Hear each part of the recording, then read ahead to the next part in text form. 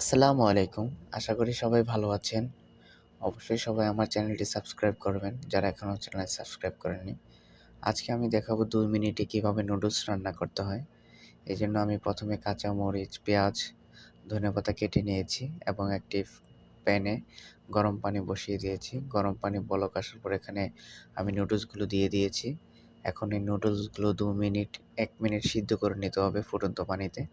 এই যে দেখতে পাচ্ছেন আমাদের নুডলসগুলো পুরোপুরি সিদ্ধ হয়ে গেছে। এখন আমি নুডলসগুলোকে ভালো করে ঠান্ডা পানি দিয়ে ভিজিয়ে এটাকে ছেঁকে নেব, যাতে নুডলসটা লেগে না যায়। এই যে আমি নুডলসটাকে আলাদাভাবে ছেঁকে নিয়েছি। এখন আমি একটি ফ্রাই প্যান বসিয়ে দিয়েছি চুলার ভিতর। ফ্রাই প্যানটি গরম হয়ে গেছে। আমি এর ভিতরে তেল দিয়ে দিয়েছি এবং এখন আমি এর ভিতরে পেঁয়াজ, কাঁচামরিচগুলো দিয়ে দিয়েছি ভালো করে ভেজে নেওয়ার জন্য।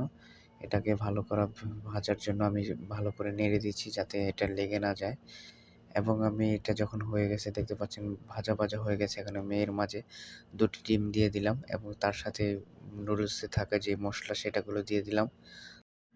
মশলাগুলো দেওয়ার পর এখন এটাকে ভালো করে নাড়তে হবে যাতে এটা একইভাবে জড়ো হয়ে না যায় এবং লেগে না যায়। তার জন্য এটাকে ভালো করে নেড়ে দিতে হবে এবং নেড়ে ভালো করে ডিমটা ভালো করে পেঁয়াজ, কাঁচামরিচ এগুলোর সাথে মিক্স করে দিতে হবে যাতে সম্পূর্ণ সব অংশটা ভালোভাবে হয়ে যায় এবং এজন্য আমি এটাকে কিছুক্ষণ লো হিটে রেখে দিলাম ৩০ সেকেন্ডের মতো এবং তার সাথে আমি দিয়ে দিলাম ধনেপাতার গুঁড়া এবং আ কারি মসলা, যেটা আপনার খুশি মতো আপনারা ইচ্ছা করলে দিতে পারেন।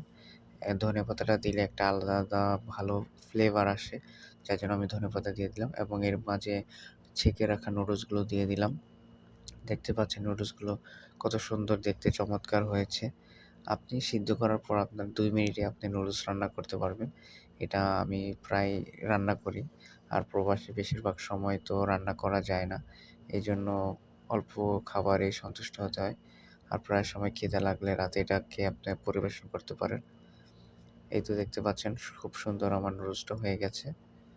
২ মিনিটে আমি নুডলস রান্না করে ফেললাম। এখন এটাকে খাবারের পালা। আসসালামু আলাইকুম।